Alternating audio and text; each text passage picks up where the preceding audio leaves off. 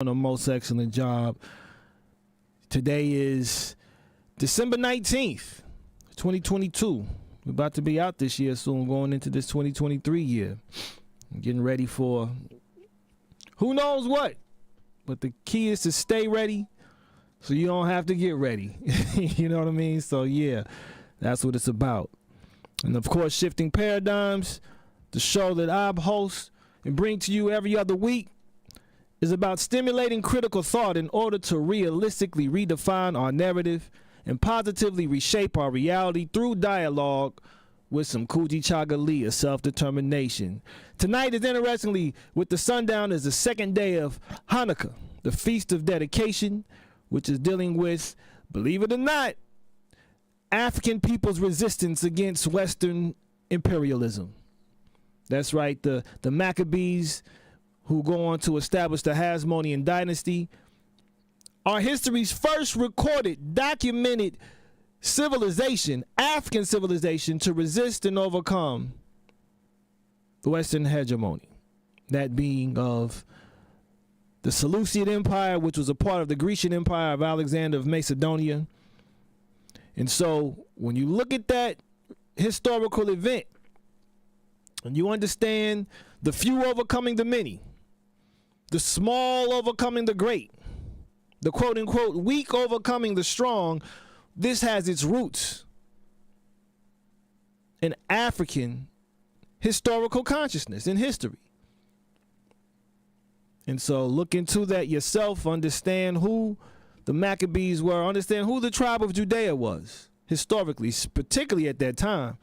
Because when you deal with the Ptolemies going into the land of Kemet, the land of Mitzrayim, the land of Egypt, that is when you start to see the Europeanization and the colonization, the Western colonization of African lands. And what's so powerful about that, which is going to segue me into what I'm going to discuss tonight, is that what you're dealing with is a cultural hegemon. The Seleucids brought a cultural hegemon of Hellenism. Hellenism, which is Greco-Roman culture, particularly Greco culture, with all of its polytheistic ways, with all of its hedonistic ways, with all of its very pluralistic ways, and even very self-centered ways. It went up against and diametrically opposed an African-centered way of life, which is what the Torah promotes. And what the Grecians, the Seleucids, particularly with Antiochus Epiphanes IV, what they did was outlaw the practice of Torah culture. They outlawed the practice of Torah culture in Israel, in the land of Israel, and punished to death anyone who circumcised themselves, anyone who kept Shabbat, anyone who ate kosher, anyone who practiced any of the cultural prescriptions that the Torah commands and instructs the citizens of the kingdom of Israel, ultimately the kingdom of Yah, to carry out. And what you're seeing is the incursion of the New World Order against what tonight's show is called the Torah World Order. The Torah World Order. And it's so interesting because one thing about the New World Order, it is predicated upon what is called Hegelian dialectics. Hegelian dialectics. What are Hegelian dialectics? Well, Hegelian dialectics are things that are mutually opposed to one another that is intended to create a desired outcome. So this is where you have what is called a thesis, you have an antithesis, and then you also have what is known as a synthesis. This is how Masonic orders go about creating what is known order out of chaos. This is where you have different rites that take place that create these desired outcomes. What do you mean by that, B. Michael? Well, quite simply, let's take one of the most recent and perplexing circumstances that practice Hegelian dialectics, which is dealing with the events of September 11, 2001. What took place on September 11, 2001? Of course, you had the events of the bombing of the World Trade Towers and also the Pentagon building as well, the airplane crashing of those matters. And so with that, terrorism espoused patriotism. The thesis, the problem was terrorism. The response or the antithesis to that was patriotism. But what that ended up creating was a totalitarian, an embryonic totalitarian system that is doing something that Benjamin Franklin warned the Americans about, was like, if you give up your freedoms in the name of defense, you will end up with neither. And so what you started seeing was the effective stripping away of constitutional rights of people who are considered the citizens of the United States of America, which is an entirely different class, a 14th Amendment citizen, which really relegates you as warehouse receipt property, chattel. You're pretty much chattel as a 14th Amendment citizen of the United States of America. And your sovereign rights were completely stripped and abandoned, going way back to 1865. The bankers knew well what they were doing with that. And I do say bankers because this is who was in the background really orchestrating these events behind the scenes. And I say that to say this. Again, when you're looking at how the New World Order functions, it functions on the premise of dialectics, okay? Mutually opposed principles that actually create a orchestrated outcome. Okay, it's like even going back to the Reichstag fire of the Weimar Republic in Germany in World War II, which brought the Nazi regime into power with the burning of the Reichstag building, which the Nazis set, right? And they had a plan well prepared, just like the Patriot Act was thousands of pages prepared just a few days after this event had taken place. Who writes 1,000-something pages in a couple days? Where they do that? You know what I mean? Like, where they do that? Who's that prepared in that light? Because you knew it was going to happen. There's a movie called Long Kiss Goodnight, starring Samuel Jackson and Gina Davis, and they edited it out. It's not in the clip anymore. But they talk about this scene when they're actually doing a torture ritual to Gina Davis and Samuel Jackson, and they're telling you what they're going to do to increase the budget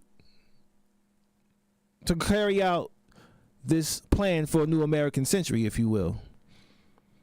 And that was to bomb the World Trade Tower. They told you they were going to do it. The Twin Towers, they were going to do it. And that goes in the 90s. That movie was from 1997, I think. A Long Kiss Goodnight. You can look it up on YouTube. Matter of fact, what I'll do is I'll post it on the comment section in a little bit. But again, tonight's paradigmatic is called Torah World Order Paradigmatics. The Torah World Order Paradigmatics. And we're going to look at a different type of dialectic. We're going to look at the dialectics of a diagnosis, a prognosis, and a synthesis, right? So this is more dealing with remedial types of matters. We want to remedy a situation. We want to remedy what the New World Order has caused and has, like, infected the world with. And this article, I hope, goes to address this matter. This is an article that I wrote way again back in 2016. I was on fire in 2016 writing some stuff. Oh my goodness. And it's coming again soon, but I just want to kind of rehash this because the thing about truth is it's transcendent of time. And these were inspired writings. So these things came completely from beyond me. This is on the shiftingparadigms.wordpress.com blog. You can find it there. I will also share it in the comment section. This is by the End Time Scribe, Mikhail Korbanyahu, a.k.a. yours truly. It starts out with some quotes. It quotes Isaiah chapter 2, verse 3. It says, "And many people shall come and say, Come, and let us go up to the mountain of Yah, to the house of the Elohim of Jacob, and let him teach us his ways. Let him teach us his ways, and let us walk in his paths. For out of Sion, or out of Zion, comes forth the Torah, and the word of Yah from Yerushalayim," from Jerusalem. Isaiah 2:3. There was a sage in the days of Mashiach, Yahushua. In fact, his name was Gamliel. He says that the world rests on three things: on justice, on truth, on peace. As it is written, with truth, justice, and peace shall you judge in your gates. Three essential principles: truth, justice, and peace. Dr.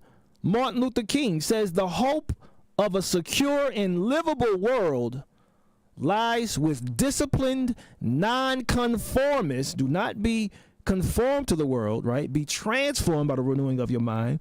The hope of a secure and livable world lies with disciplined nonconformists who are dedicated to justice, peace, and brotherhood. Closing with Isaiah. We open with Isaiah. We're going to close with Isaiah 11:9. He says, "They do no evil, nor destroy in all of my set apart mountain.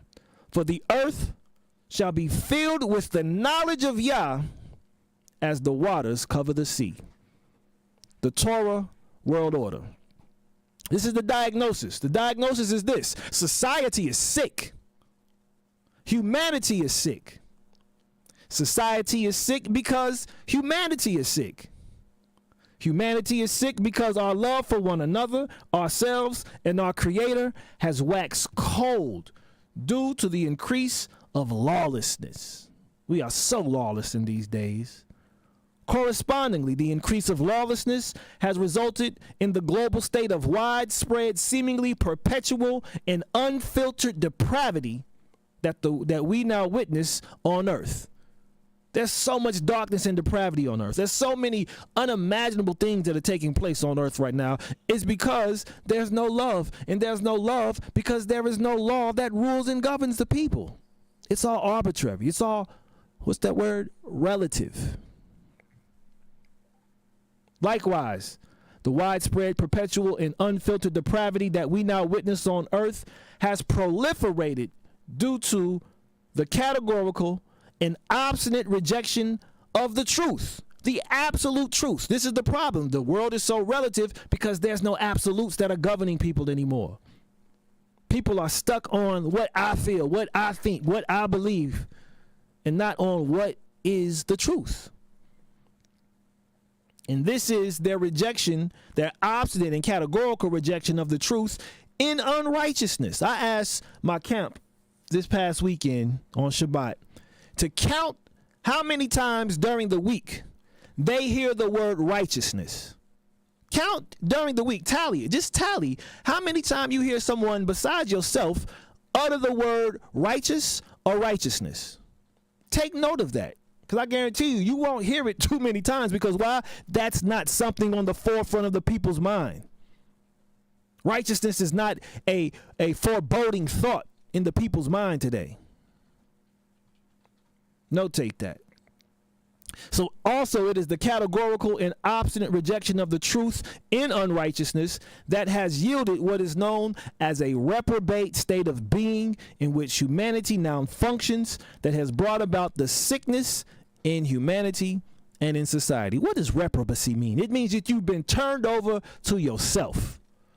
You've been allowed to do whatever your heart desires to do. And that's what one of the principles of the New World Order and one of its more principled agents, Aleister Crowley, has determined to be one of the governing laws of the New World Order. Do what thou wilt shall be the whole of the law. Do what thou wilt. Whatever you feel like doing, do. That's the whole of the law. Not do unto others as you would have them do unto you. Do what you will. Whatever it is. That is very satanic. Let's just be clear.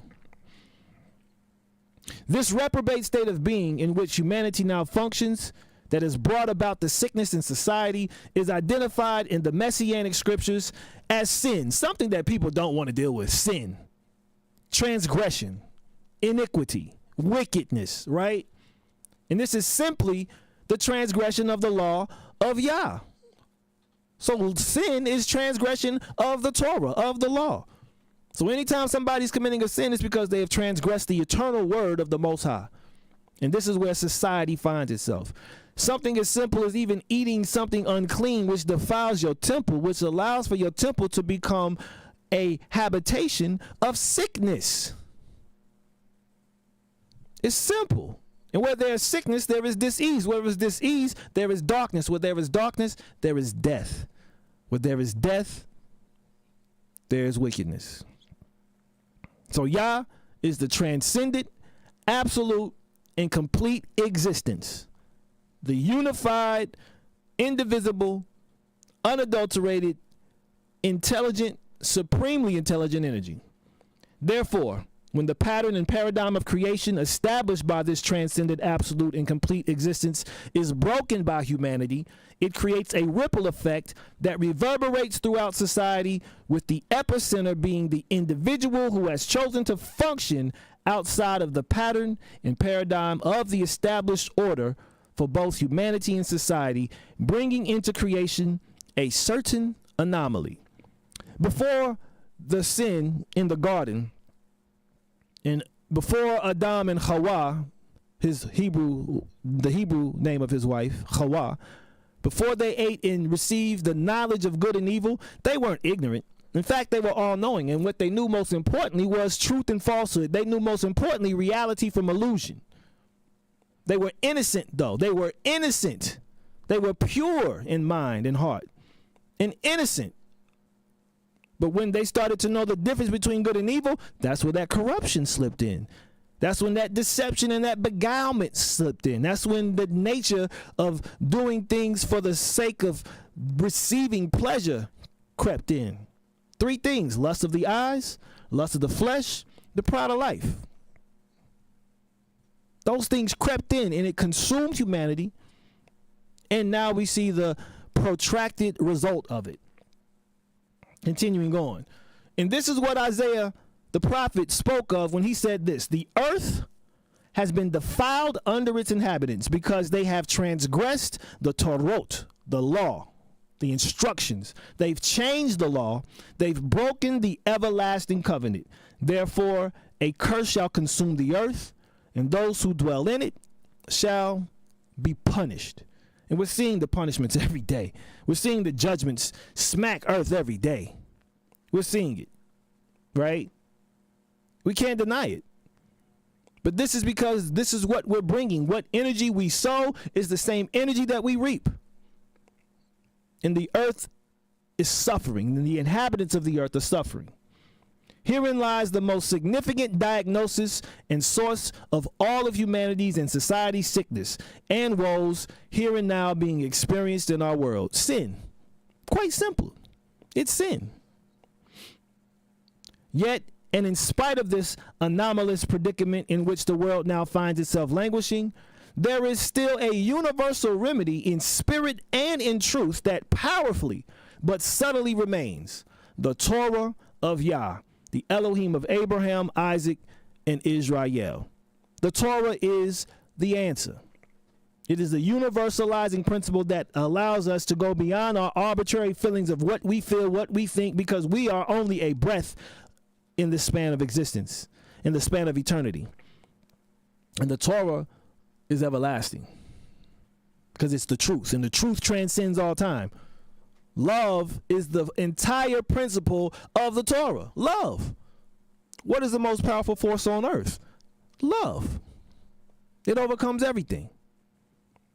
For the sake of clarity, it would be essential for us, before immersing into the waters of how the Torah is able to remedy this most anomalous predicament which we now face, to initially establish the definition of the word Torah, being that we're talking about a Torah world order.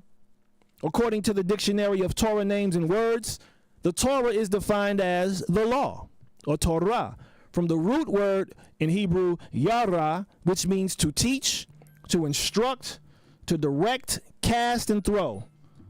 The teachings that renew the mind unto life. The Torah provides us with the teachings that renew the mind unto life. Literally, it is the composite knowledge in all realms of light and life. It is universal administration of the knowledge or mind of light. The universal administration of the knowledge or mind of light. Light, right?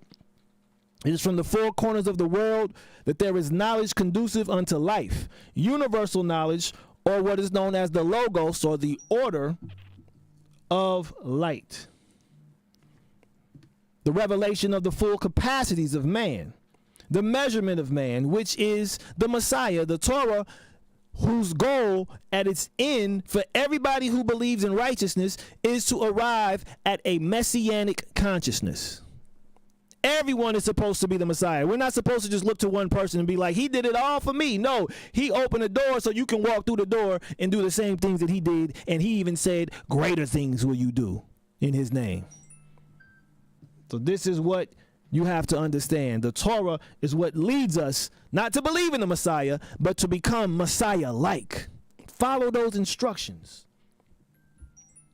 It is a foundational testimony of the utter sufficiency of the chief cornerstone, the foundational stone, which is the Torah, as the Messiah, which is the actualization of the law. The Messiah is the actualization of the law, which is why in John 1, the Messiah is called the Torah, or the Word made flesh. He internalized the principles, which is what the entire new covenant is about in Jeremiah 31, writing the law, the Torah, on your heart and putting it in your inward part so that you do it. That's what this is all about. We become living scrolls of the Torah. And this is spiritual. What does that mean? This is about energy. This is about mindset. Okay? This is about intelligence. Spirit is about following an order. It's discipline. The spiritual base of being within every person. The Torah is the spiritual base of being in every person. And it is the measurement of the Messiah's life and light. And it is also the measurement of the activities of principle. So all those things are definitive of what the Torah is about. Very clear. Instructions, embodiment, carrying out these principles so that you reach your full actualization as a human being, as a wise, sagacious human, which is what Homo sapiens means. The same wisdom, which is the Torah. Bing. In light of this definition and the given diagnosis of humanity's sickness, let us also take into account that human beings are prophetically identified as souls contained in a body endowed with the spirit, which gives us our animation. We're not bodies. We're souls that have bodies, right? And the spirit is what gives us our life. This composition should be well considered based on a passage from the scroll of Genesis, which states that Yah Elohim formed man out of the dust of the earth and breathed into his nostrils the breath of life. And the man became a living being. Okay? You are a living being. Your nefesh, your soul, is what makes you who you are in your body based on the spirit that gives you life. From this verse, we are able to perceive the physical, soulical, and spiritual aspects of man. There are three dimensions that we have: the spirit, soul, and the body. These aspects of our being are what make us a unique creation and, in fact, separates us from the animal kingdom, because the animal kingdom doesn't have that intellectual capacity of spiritual consciousness. It is as such, when these three elements of ourselves operate in discord, that disharmony in humanity and society is brought forth. Herein will be the focus of the rest of this writing as it relates to humanity's responsibility individually and as a whole to achieve unity within and without in order to become a global collective force for good, for the sake of heaven, and for the betterment of our society. And so with this unique composition of man, spirit, soul, and body, now brought into our view, it is the goal of the Torah to concert these complex elements of ourselves into a simple, mature, holistic, harmonious, and holy unit.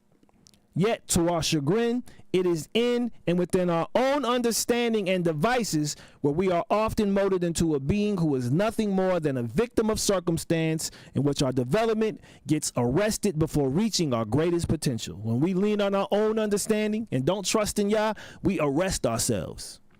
This is because moral relativism, right? When Albert Einstein presented the theory of relativity, he knew it was going to be taken to the left.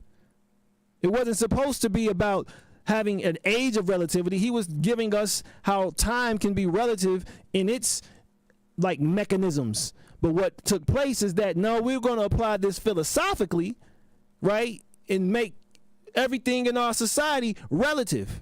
So now it went from a theory of relativity to an age of relativity.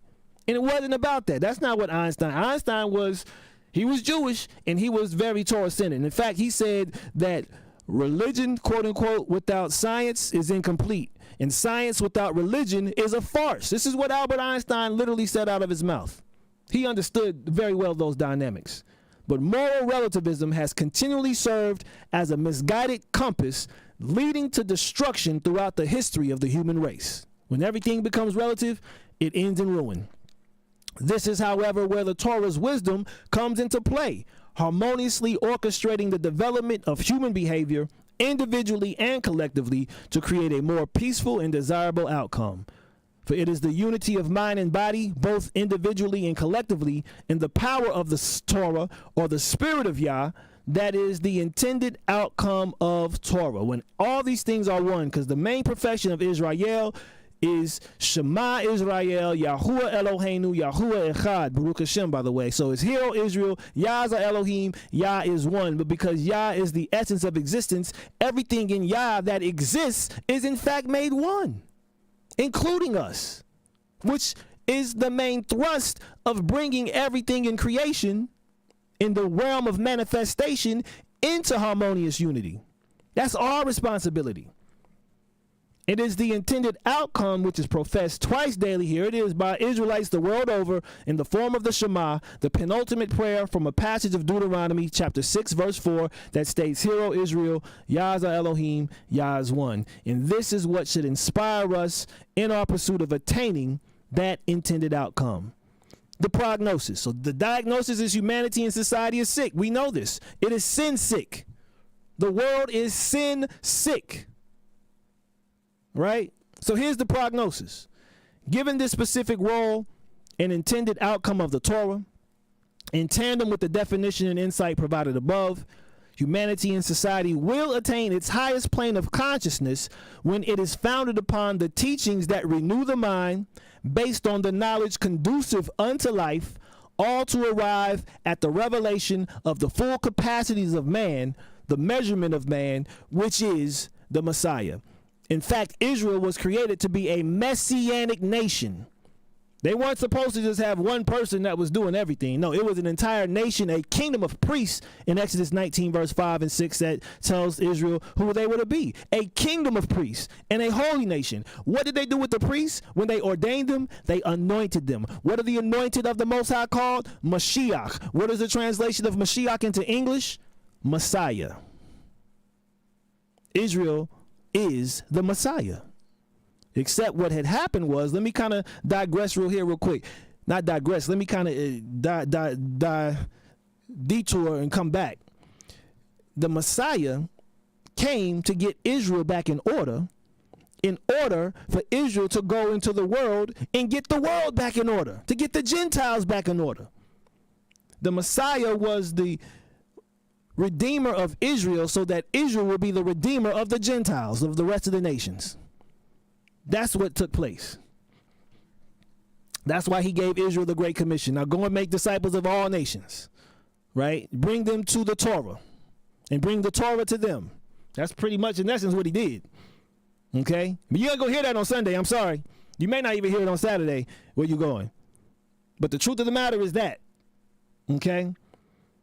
So we see the intended outcome or goal clearly explained in the letter to the Romans, where it is stated, quote, in Romans 10:4, the Messiah is the goal of the Torah, is the goal of the law unto righteousness to everyone who believes. Everyone who believes in what the word of the Most High says should end up attaining the goal of becoming a part of the messianic body. So you should become a Messiah. In fact, read Obadiah verse 21, where it says, save yours shall come to the Mount of Zion to judge the Mount of Esau, and then the kingdom shall be given to the Most High. But the saviors are us. But this process in becoming the Messiah is done by following the formulaic pattern of Torah, which tells us in the words of the Master himself, Messiah Yahushua, to, and I quote, love Yah your Elohim with all your heart, with all your being, and with all your mind. This is the first and the great command. You love the Most High with all your heart, soul, and your being.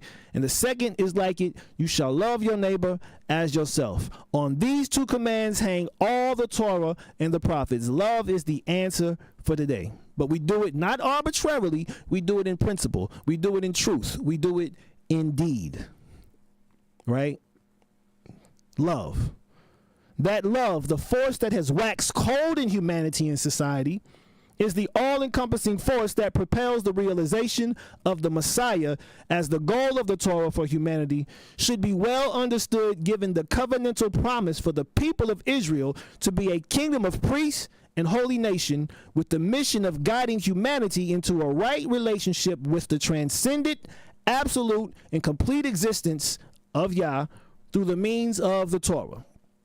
You can't serve Yah how you want to serve Yah. Cain tried to do it and got rejected.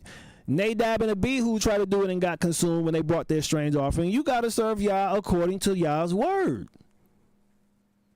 For it is through and with love that a righteous order will ensue that will then allow for man to attain a level of consciousness that will bring about what is known as the anointing. The anointing, right? In addition to this, those who have received the anointing of Elohim will be able to make manifest the undeniable presence of Yah experienced on earth, as well as the fulfillment of the prophecy to become deliverers or saviors of humanity and society, charged with the responsibility to restore justice and peace on earth from the epicenter of Jerusalem, in order to bring forth the anticipated kingdom of Elohim, as the prophet Obadiah declared, and saviors shall come to the Mount of Zion to judge the Mount of Esau, and then the reign or the kingdom shall belong to Yah. Fortunately, for humanity's benefit, Yah saw fit to have sent us an example to follow in our pursuit, observance of, and ultimate embodiment of the Torah in our flesh. In other words, what we are to learn from the life of Messiah Yahushua is that it is our duty to become the son of Elohim, or the Torah made flesh, by sacrificing our selfishness on the stake at Golgotha. That's why he says, if you want to follow me, pick up your stake, pick up your tree, pick up your cross, deny yourself and follow me, right? Selfishness, cynicism is killing us. The significance of the symbolic nature of Golgotha being the location of the crucifixion is meant to evoke the victory over sin and death. That's what got done away with, y'all, by the way. The Torah, the law, did not get nailed to the cross. The law of sin and death did, though. That's what got nailed to the cross. The law of sin and death. He came to do away with that. Not the law of Most High. Not the law of even Moses, right? Going back. The significance of the symbolic nature of Golgotha, or Calvary, some know it as Calvary, being the location of the crucifixion, is meant to evoke the victory over sin and death, which takes place in the mind, or the place of the skull, which is what Golgotha means. It is this reality which each of us are called to bring forth from within. Once accomplished, then the messianic goal of Israel and humanity, a little known reality that requires us to become the Word made flesh, will soon be the order of the day in the form of the messianic age on earth. Shockingly, in opposition to this, however, it appears as if many would rather outright reject the goal of the Torah or embrace a vicarious notion of redemption that Jesus Christ accomplished everything for them, as opposed to going about the process of rebirth themselves. And I do delineate Jesus Christ from Mashiach Yahushua. There is a delineation there, which was accomplished again through that victory over sin and death.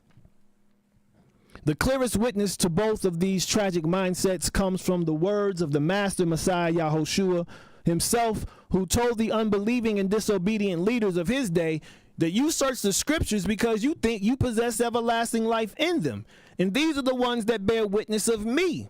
But you do not desire to come to me in order to possess life. That does not mean that I gotta like look to him to do everything. No, he's telling you, follow me. He's telling you, be like me. He's telling you, come to him in the sense that you're changing your life to be like him. That's what that's saying. Simply stated, because life is truly found in the internalization and application of the Torah, if one does not willingly lay their life down, i.e. selfish interests and gratifications, and serve Yah and humanity in spirit and truth, though one may diligently search the scriptures daily seeking life, they will not at all find it because of the vacuum they have created while seeking a personal or private reward. This is a national redemption, people. This is a national redemption that is to take place. This is a kingdom that is to be born. No individual is a kingdom. No individual is a nation in and of themselves. This is about the unification of a body coming together to form a fist. All fingers come together to form a fist that becomes impenetrable. Right? Hence, we have the word spoken by Yahushua as recorded in the witness of Matthew. For whoever wishes to save his life shall lose it. And whoever loses his life for my sake shall find it. The reason that the goal of the Torah requires a complete denial of selfishness is because the Son of Elohim, in relation to our Heavenly Father, is the selfless brightness of the esteem and the exact representation of his substance. In that revelation, we find our true nature, right? When we do the Most High's will, we find our purpose, we find our true nature, right? This is why he said in Gethsemane, not my will be done, right? Take this cup, though. I don't want to do it, but take this cup if you can, but not my will be done. Let your will be done. It's about following your purpose. And when our purpose, all of us, we went over this a while ago, to reflect the image and likeness of Yah, right? To reign and rule over our affairs and on earth, and to be fruitful and multiply, to reproduce. That's humanity's purpose. This is a matter of coming to the actualization of what the 11th century sage Maimonides identifies as embodying the divine perception and the divine intellect of Torah, which is the image and likeness of Yah. When you're dealing with the image and likeness, you have the divine perception, you have the right image of the world, the right image and perception, and then the likeness is you have the right intellectual cognition to know what the world is really like, right? And this is arrived at through self-abnegation. Deny yourself. Self-abnegation is imperative as relates to our individual attainment of Messiahhood, because the covenant of the Torah is not meant to solely function as an individualized realization of consciousness, rather as a societal consciousness and order. Self-interest, self-gratification, and self-aggrandizement must be set aside for self-mastery, so that the greater good for humanity and society comes into being. The only thing that we are to truly take on ourselves is our mastery. We can go to the highest mountain. My mom talked about this movie Everest this past weekend that she watched. You can go into the depths of the ocean. You can go out of space, right? Do all these great feats, but few people truly master themselves. These aberrations of consciousness dealing with self-interest, self-gratification, and aggrandizement, they must be conquered because the thoughts and acts of human selfishness, lust, and pride have continuously thwarted the order of heaven from being made manifest on earth for the benefit of humanity. On the other hand, thoughts and acts of selflessness causes humanity to rise into the higher heights of consciousness, where the experience of the manifold blessings in store for us are accessed, so that we are able to bring the earth into accord with heaven as defined by the instructions and principles of the Torah. In fact, the Torah instructs humanity on how to become heavenly. Read 1 Corinthians 15. It instructs humanity on how to become heavenly, which is perhaps one of the greatest mysteries of the kingdom of heaven. Also, it is in and with Torah where sin-sick humanity will find healing and wholeness as derived from the spirit and wisdom of its words. One of the chief reasons as to why humanity is sick and has yet to experience healing and wholeness, however, is due to the Western dualistic perspective of the human being that has spread throughout the planet as a result of the imposition of Western hegemony, which we talked about in the opening, which is nothing more than Hellenism, the dialectical antithesis of Hebrewism. It is this gross misperception and inharmonious doctrinal position that has largely contributed to the eroding global social fabric, giving way to a prevailing materialist worldview. One thing Dr. King said, the three sins of humanity today are militarism, right? Racism and materialism, right? And this prevailing materialist worldview has made obsolete spiritual consciousness, which is, in fact, humanity's intrinsic nature. We are spiritual intrinsically speaking. The materialist worldview presents the antagonistic notion that spirit and body are mutually opposed to one another, that the material world and our bodies are inherently corrupt, while the world of spirit is exclusively good and is the only realm where purity resides. But as we shall soon see, the Torah of Yah clearly speaks to the contrary. You need your body, and your body can be a vessel of holiness if you prepare it. Interestingly, a 2012 scientific study about human nature suggested that our intuitive impulse is to cooperate with others, and that our first impulses are in fact selfless. Basing their research in the field of decision making, they set out to examine the two mechanisms for the process, intuition and reflection, discovering evidence-based findings from their subjects, arriving at the conclusion that, and I quote, in every single study, faster, that is, more intuitive decisions were associated with higher levels of cooperation, whereas slower, that is, more reflective decisions were associated with higher levels of selfishness. The more intuitive we are, the more selfless we become. The more reflective we become, the more selfish we become. These results suggest that our first impulse is to cooperate, and that we are fundamentally good creatures after all, end quote. A landmark study that offers substantiated evidence of the inherent goodness of human nature. These findings fly in the face of years of Western church propaganda that humanity is inherently corrupt and sinful as a result of the fall of man in the Garden of Eden. This is what the doctrine of original sin is all about. Scriptures don't call us sinners saved by grace. The scriptures tell us we're made in the image and likeness of Yah, right? If you're made in that image and likeness, and if Yah knew you before he formed you in the womb, you're not inherently evil, okay? What this study has quantifiably and qualitatively demonstrated, however, is the reality of the passage from the first chapter of Genesis, where the writer of the text reveals a reflection of the Creator regarding creation at the end of the proverbial sixth day when humans were brought forth. Quote, and Elohim saw all that he had made, and see, it was very good, including human beings. It was very good. And there came to be evening and there came to be morning, the sixth day, end quote.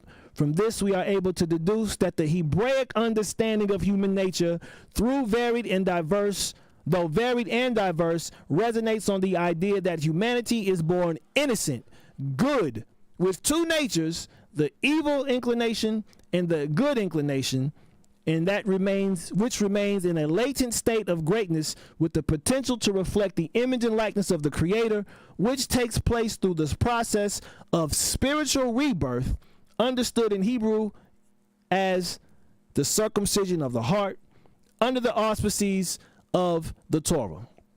For it is with the nurturance of the Torah that human nature is able to achieve its optimal mode of operation. This is the meaning of the words of Paul to the Galatians when he informs them of how, quote, the scripture has shut up all mankind under sin, that the promise by belief in Yahushua the Messiah might be given to those who believe. But before belief came, we were being guarded under the Torah, having been shut up for the belief being about to be revealed. Therefore, the Torah became our trainer to the Messiah.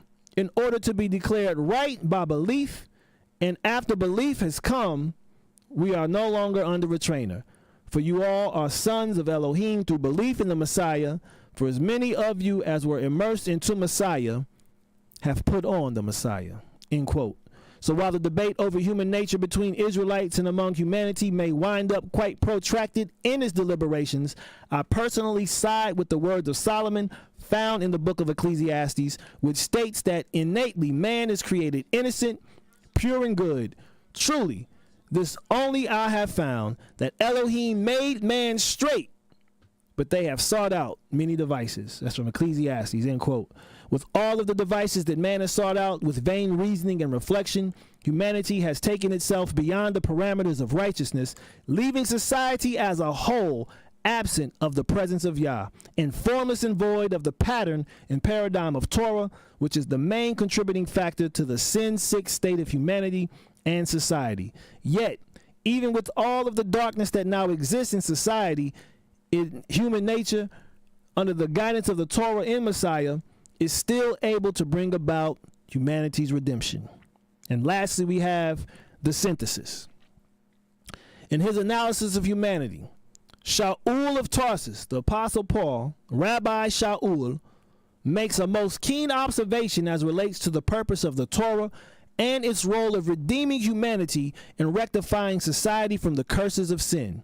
In a letter to his pupil Timotheus or Timothy, he stated that, quote, "We know that the Torah is good if one uses it legitimately, knowing this, that the Torah is not laid down for a righteous being." This is why Yahushua said, "I did not come to call the righteous to repentance. I come to call sinners." If you are healthy, you don't need to go to a doctor. But if you're sick, you need to go to the doctor, right? This is the same thing the Torah is. If you're righteous, if you're doing things in order, you don't need it. But if you are lawless and unruly, if you're wicked and sinful, if you're a wrongdoer and you're profane, if you are those who kill your mother and your father, for murderers, for those who whore, for sodomites, for kidnappers, for liars, for perjurers, and for whatever else that is contrary to sound teaching, according to the esteemed good news of the blessed Elohim, which was entrusted to me, the Torah is for you. If you fall into any of those categories, if you lie, if you're a fornicator, if you're a sodomite, if you're a whore, if you murder, if you perjurer, if you do anything that is wicked, unlawful, unruly, and profane, well, guess what you need? Guess what your diagnosis is? Sin. Guess what your remedy is? Torah. Right? Take them 2 covenants and call me in the morning. Paul's astute examination and suggested application of the Torah brings into light a most significant aspect of spirituality as relates to society's order today. A most necessary reformation of human behavior is what is described as it is human behavior that has created the sickness that exists in society, and also human behavior in the spirit of the Torah that must heal itself and society. Given that the Torah is the instruction manual for humanity's redemption and society's reformation, we must come to the realization that the redemption of humanity must take place on a wide scale in order for society's reformation to be truly effective. So people talk about, well, life doesn't come with instruction manuals. I defer. I beg to differ. Right? Parenting doesn't come with a instruction manual. I beg to differ. Life comes with an instruction manual. In fact, what they say, the Bible is an acronym. Basic instructions before leaving Earth. Right? Basic instructions before leaving Earth. But if you don't read the instruction manual, you don't know what you're going to do. You don't know how to leave the Earth properly. And that's just your body. Your soul is going to come back, because the meek shall inherit the earth. But I'm going to digress. So the reason being on why this realization has to take place, as mentioned earlier, is because it is the objective of the Torah in society to create a kingdom of priests and a holy nation who are based on a moral code of conduct. Thus, just as it was the Levitical priesthood's role in Israelite society to serve as the lightning rod of spiritual consciousness for the 12 tribes, so it is Israel's national role to serve as the spiritual directors for the rest of humanity through the agency of the Torah. Also, just as the Messiah Yahushua was the ultimate mediator between Yah and Israel, so is Israel to be the prime mediator before humanity and the Messiah, leading humanity into its spiritual rebirth. In confirmation of this salvific mission, in his second letter to the assembly at Corinth, Shaul states the following, and I quote, "So from now onwards, we know no one according to the flesh. And if we have known the Messiah according to the flesh, yet now we no longer know him thus. Therefore, if anyone is in Messiah, he is a renewed creature. The old matters have passed away. See, all matters have become renewed. And all matters are from Elohim, who has restored us to favor with himself through Yahushua the Messiah, and has given us the service of restoration to favor. That is, that Elohim was in Messiah restoring the world to favor unto himself, not reckoning their trespasses to them, and has committed to us the word of restoration to favor. Therefore, we are envoys on behalf of the Messiah, as though Elohim were pleading through us. We beg on behalf of Messiah, be restored to favor with Elohim." As mentioned earlier, the process of redemption of humanity and the reformation of society is solely the responsibility of humanity. Ain't nobody coming to save us. He's given us all we need to go about doing it. This is because the work of atonement has already been accomplished by the Father of creation through the acts of the Lamb of Elohim, who was obedient unto death and afforded humanity a redemptive option based on the understanding and acceptance of the fact that the righteous blood of the suffering servant did indeed effectuate Israel's redemption and reconcile our relationship with our Heavenly Father. This is why his last words were, "It is finished." I did what I needed to do so that now you can go and do what you need to do. My role is done. What you gonna do? Resultantly, as Israelites, we have been given the greater work of what's called tikkun olam in Hebrew, the repair of the age. And as envoys, we are responsible for bringing into social order a most conducive, we are responsible for bringing into being a social order that is most conducive to all of humanity's welfare and interest in a society where justice and peace and truth abound. This monumental undertaking is brought into focus with the words of the prophet Isaiah, who stated that, quote, "And those from among you shall build the old waste places. You shall raise up the foundations of many generations, and you would be called the repairer of the breach, the restorer of streets to dwell in." That the redemption of humanity and the reformation of society is accomplished through the mechanism of the Torah, which serves as the constitution for the kingdom of heaven on earth, and is a practical moral code of conduct that universalizes standards of behavior, should well be established at this point.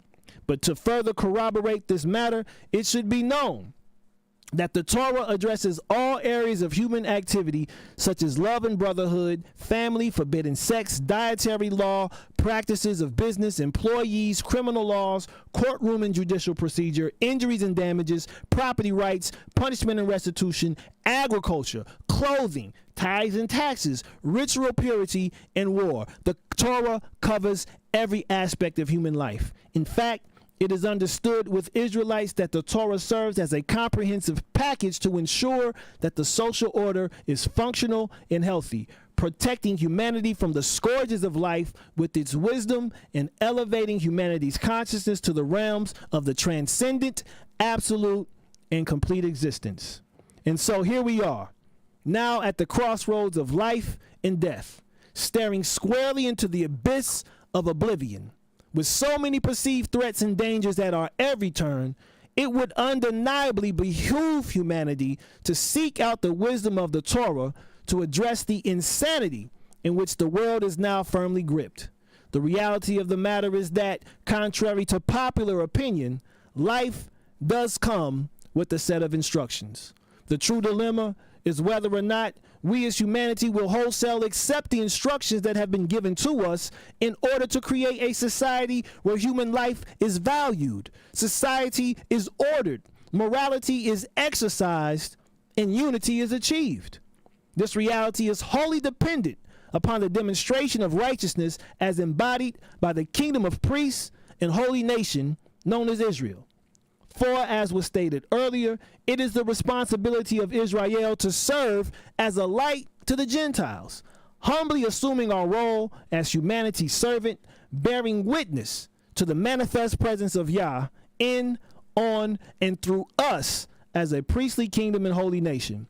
This service presents itself as Israel's greatest challenge to become who and what we are destined for the sake of heaven and the restoration of the earth. I sincerely and wholeheartedly believe that it is not, I sincerely and wholeheartedly believe that it is not us, that if we will not accomplish this goal, I sincerely and wholeheartedly believe that it is not if we will accomplish this goal, but rather when we will accomplish this goal. And when we do bring forth the Torah world order, then humanity everywhere will experience the words of Isaiah, which tells of a day when life will be all that is known and experienced on earth, when he says, "A rod shall come forth from the stump of Jesse, and a sprout from his roots shall bear fruit.